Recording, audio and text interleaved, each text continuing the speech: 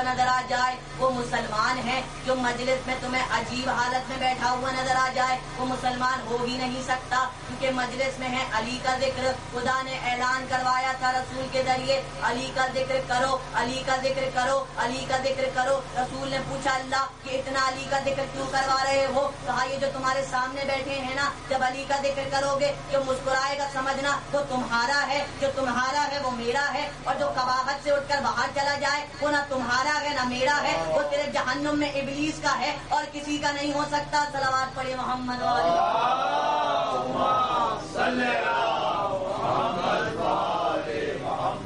بس یہی بات تھی. خدا کا رسول خود ثابت کر رہا تھا کہ علی کو مانو, علی کو مانو. لوگ یہ گھبرا گھبرا کے رسول سے پوچھتے تھے آپ نے تو ہر جگہ علی کا ذکر کر رہے ہیں, یہاں بھی علی کا ذکر, وہاں بھی علی کا ذکر. تو خدا کے رسول نے مسکرا کر کہا تھا قرآن سے علی کا ذکر نکال دو, قسم خدا کی میں بھی علی کا ذکر کرنا ختم کر دوں گا. آخری جملہ علی کی شان میں سنیے, پھر ایک اور علی کا تذکرہ کیا جائے گا. کہنے لگے کون تھے علی, ہمیں بھی تو بتلاؤ. بس یہ ایک جملہ سن لو, خدا کی قسم اگر یہ ایک جملہ علی کی فضیلت میں تمام کائنات سمجھ گئی تو کوئی فرقہ نہیں ہوگا, بس ایک فرقہ ہوگا. کیا جملہ؟ معراج پہ رسول پہنچے, ایک ذرا لمحے کو رک کر کھڑے ہو گئے. اللہ نے کہا رک کیوں گئے؟ کہا یا اللہ میں نالین پہنا ہوا ہوں. کہا پہنے ہوئے آ جاؤ. نالین پہن کر رسول پہنچے. یہ کون سی جگہ تھی کہ تمام کائنات اس عرش سے نیچے تھی. آدم اللہ کے نبی کی جوتیوں سے نیچے, عیسیٰ اللہ کے نبی کی جوتیوں سے نیچے, موسیٰ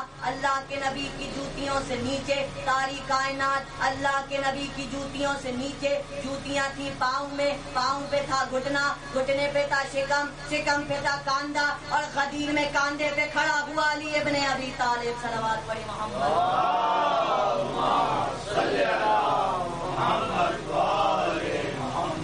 علی کی فضیلت تم نہیں کم کر سکتے. اسے خدا نے بنایا ہے, تم نے نہیں بنایا. جسے تم بناتے ہو تمہارے ووٹ کا محتاج ہوتا ہے, جسے اللہ بناتا ہے وہ صرف اللہ ہی کے ووٹ کا محتاج ہوتا ہے. ساری دنیا مل کر علی کو علی مانے تو بھی علی, علی کو علی نہ مانے تو بھی علی. بس یہ علی علی کا تذکرہ ہو رہا ہے. میں نے بسم اللہ سے شروع کیا تھا, بسم اللہ سے شروع کیا کہ شروع اللہ کے نام سے جو بڑا مہربان نہایت رحم والا. اللہ کا ایک نام ہے علی, تو شروع ہوئی حدیث علی سے, بیچ میں بھی چلا علی کا ذکر, اور آج عجیب نورانی مجلس ہے کہ اختتام سے بھی ہوگا علی کا ذکر. شروع سے لے کر آخر تک علی ہی کا ذکر ہوتا چلا جائے گا. میں نے ایک جملہ پہلے بھی ایک جگہ کہا اور آج بھی کہہ رہا ہوں, یہ جو علی ہے اس کی فضیلت بیان کرتے رہو, تمہاری زندگی ختم ہو جائے گی, فضیلت بیان نہیں ہو سکے گی. اور ایک علی خدا نے کربلا کے میدان میں ایسا اتارا کہ اس کے مصائب بیان کرتے رہو, زندگی ختم ہو جائے گی. عابد بیمار کے مصائب ختم نہیں ہوں گے, اس طرح سے ختم نہیں ہوں گے. کربلا گزر چکی, شام گزر چکی, کوفہ گزر چکی, میرا مولا گھر میں بیٹھا ہوا ہے. 30 سال سے زیادہ تک کا عرصہ خون روتا رہتا تھا, اتنا رویا کرتا تھا کہ کبھی ممبر سے گر جاتا تھا, کبھی غش کھا کر زمین پر آ جاتا تھا. لوگ سہارا دے کر مولا کو اٹھاتے, مولا اتنا نہ رویا کیجیے روح نکل جائے گی, مولا اتنا نہ رویا کیجیے ارے مر جائیں گے. سید سجاد رو کر کہتے تھے میرے سوالوں کا جواب دو, میں کبھی نہیں روں گا. پوچھتے تھے مولا کیا سوال ہے, کہتے تھے اتنا بتا دو, ایک غیرت مند ہو, جوان ہو 24 سال کا, اور اس کی آنکھوں کے سامنے اس کی ماں کے سر سے نو کے نیزہ سے چادر اتار لی جائے, اس کی آنکھوں کے سامنے اس کی 4 سال کی بہن کو تماچے لگائے جائے, وہ بیٹا کیا کرے گا؟ رو کر کہتے تھے مولا وہ بیٹا مر جائے گا. عابد کہتے تھے میں مرا نہیں, اپنی آنکھوں سے دیکھتا تھا. میری پھوپھی چلا کر کہتی تھی عابد بیمار مجھے بچا لو, زینب مر جائے گی, عابد میری سکینہ بچا لو. ارے میرے مولا نے اتنا غم سہا ہے, اتنا رو رو کے گزرا ہے, خون کے آنسو رویا کرتا تھا. سنیں گے میرا مولا بیمار کربلا لکھا گیا ہے نا, کیا مولا مدینے سے چلا تو بیمار تھا؟ کہا نہیں بیمار نہیں تھا. کربلا میں پہنچا تو بیمار تھا؟ کہا نہیں بیمار نہیں تھا. تو یہ بیمار ہوا کب؟ 6 محرم آئی, حسین اصحاب کے ساتھ بیٹھے ہوئے تھے, ایک جوان پہ نگاہ گئی, تلوار ہاتھ میں لیے جوان خیموں کے باہر گھوم رہا تھا. حسین نے بلایا, یہ کون جوان ہے؟ کہا مولا آپ کے فرزند علی ہیں. بلایا گیا, حسین نے علی ابن حسین کا ہاتھ پکڑا, بیمار کربلا کا ہاتھ پکڑا, ایک کونے میں لے گئے, کان میں ایک جملہ کہا. کہنے والے کہتے ہیں مولا نے ایک جملہ کہا, عابد بیمار غش کھا کر زمین پر گر گئے. پھر اتنا بیمار ہوئے کہ عاشور کو آنکھ کھلی تھی. مقتل نے نہیں لکھا کہ مولا نے کیا جملہ کہا تھا, پر پڑھنے والے نے پڑھا کہ مولا نے عابد بیمار سے صرف اتنا کہا تھا, اے میرے لال یہ تیرا جہاد نہیں, تیرا جہاد اس وقت ہوگا جب میری بہن زینب اونٹ سے گرے گی اور تجھے آواز دے گی, عابد میری چادر, عابد میری چادر. ارے جب میری سکینہ تماچے کھائے گی اور تجھے آواز دے گی بھیا سکینہ کو بچا لو. بس آخری جملے سنیں گے. مولا بڑا رویا کرتا تھا جب شام غریبہ آئی ہے, سن لیا نا مولا بیمار ہو گئے ہیں, غش پہ غش کھا رہے ہیں. جب کوئی بیمار ہوتا ہے تو زیادہ احتیاط کی جاتی ہے, پر جب میرا مولا عابد بیمار ایسا بیمار ہوا کہ ہاتھ نہیں اٹھایا جاتا تھا. شام غریبہ آئی, زینب خیمے کے سامنے کھڑی ہو گئی, ارے سب کو جلا دو, اس خیمے کو مت جلانا, میرا بیٹا بڑا بیمار ہے, اسے ہاتھ مت لگانا. یزید نے زینب کو دھکا دیا, خیمے میں گھسا, عابد کے نیچے سے بستر کھینچا, مولا جل کے زمین پر گر گئے. زینب نے نوحہ کیا, بابا علی میری غربت کو دیکھو, بابا علی. ارے آؤ نجف سے بابا. لکھنے والوں نے لذیذ جملہ لکھا ہے, ایک دن منہال عابد بیمار کی خدمت میں پہنچے, مولا نماز پڑھ رہے تھے, ایک بار سجدے میں گئے, مولا کی چادر مولا کے قدموں سے ہٹی. ایک بار منہال نے دیکھا مولا کے پاؤں کی ہڈیاں نظر آ رہی تھی, گوشت موجود نہیں تھا. رو کر کہنے لگے مولا یہ ظلم کس نے کیا؟ کہنے لگے تجھے نہیں معلوم, جب شام میں پہنچے تھے مجھ سے چلا نہیں جاتا تھا, میرے پاؤں میں بیڑیاں باندھی, اونٹ کے ساتھ باندھی, اونٹ کو بھگایا کرتے تھے, میں زمین پر گھسیٹتا ہوا پیچھے چلتا تھا, میرا گوشت نکل گیا, ہڈیاں باہر آ گئی. آخری جملے سنیں گے. میرا مولا بہت رویا کرتا تھا, رونے میں کمی نہ کرنا. آج 25 محرم ہے, آپ پہلی محرم سے لے کر 25 تک روئے ہیں, لیکن آج تک آپ نے عابد بیمار کو حسین کا پرسہ دیا ہے. آج بوڑھا باپ آیا ہے, ارے کوئی ہے جو میرے لال کا پرسہ دے, ارے کوئی ہے جو میرے عابد کو روئے. بس آخری جملے سنیے گا. عابد نے کوفے کا سفر کیا, عابد نے شام کا سفر کیا, عابد نے قید کا سفر کیا. اب جب سکینہ کی جنازے کو دفنا چکے, ایک بار رو کر کہتے ہیں پھوپھی اماں قسم خدا کی تیرا عابد غریب ہو گیا, پھوپھی اماں کچھ بھی نہ بچا.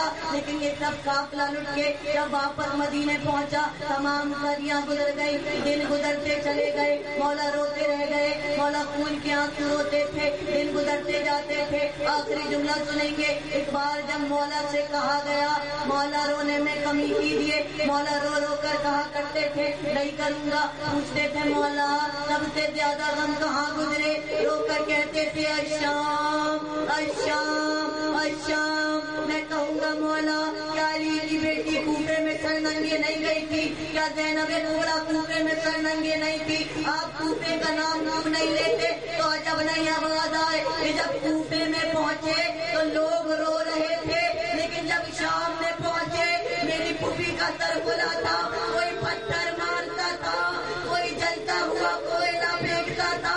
میری پھوپھی اونٹ سے گری, زمین پر آئی, میں نے آنکھوں سے دیکھا, کربلا کی طرف رخ کیا, بابا انا غریب کربلا, انا مظلوم کربلا, انا بیمار کربلا, انا لعنت اللہ علی قوم الظالمین.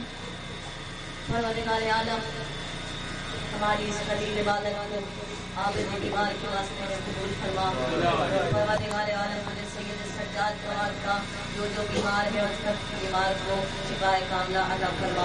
परवरदिगार आलम तुझे आबिद की बेहतरीनी का वास्ता, जो बेगुनाह कैद में है उसे रिहाई की खबर दे। परवरदिगार आलम तुझे आबिद के उस वक्त का वास्ता जब मौला के नीचे से बिस्तर छीना गया, हमारे घरों को सलामत रख। परवरदिगार आलम तुझे उस आबिद बीमार का वास्ता जो रो रो कर कहा करता था मेरे बाबा को रो लिया करो, थोड़ा सा रो लिया करो, उसको रोने वाला कोई मौजूद ना था। परवरदिगार आलम तुझे उस आबिद बीमार का वास्ता हमारे गुनाह कबीरा और सगीरा को माफ फरमा दे। परवरदिगार आलम तुझे उस आबिद बीमार का वास्ता हमारी तमाम शरई हाजात पूरा फरमा दे। परवरदिगार आलम तुझे उस आबिद बीमार का वास्ता जन्नत में करबला वालों के कदमों में जगह अता फरमा दे। परवरदिगार आलम तुझे आबिद बीमार का वास्ता जिंदगी में एक बार करबला की ज़ियारत नसीब फरमा दे। परवरदिगार आलम तुझे आबिद बीमार का वास्ता मरने के बाद करबला वालों की शिफाअत नसीब फरमा दे। जन्नत में करबला वालों के कदमों में जगह अता फरमा दे। इमाम ज़माना की ज़बूर में ताजीर फरमा दे, उन्हें हमसे राज़ी फरमा दे, हमें उनके अंसारों में शुमार फरमा दे। एक बार अपने तमाम मरहूमीन को शामिल करते हुए उस मजलूम का वास्ता देते हुए जो रो रो कर कहा करता था हाय शाम हाय शाम, उस आबिद बीमार का वास्ता देते हुए अपने तमाम मरहूमीन को शामिल करते हुए एक बार सूरह फातिहा और 3 बार सूरह इखलास बिलखुसूस सारे अज़ीज़ान के इफ्तिखार से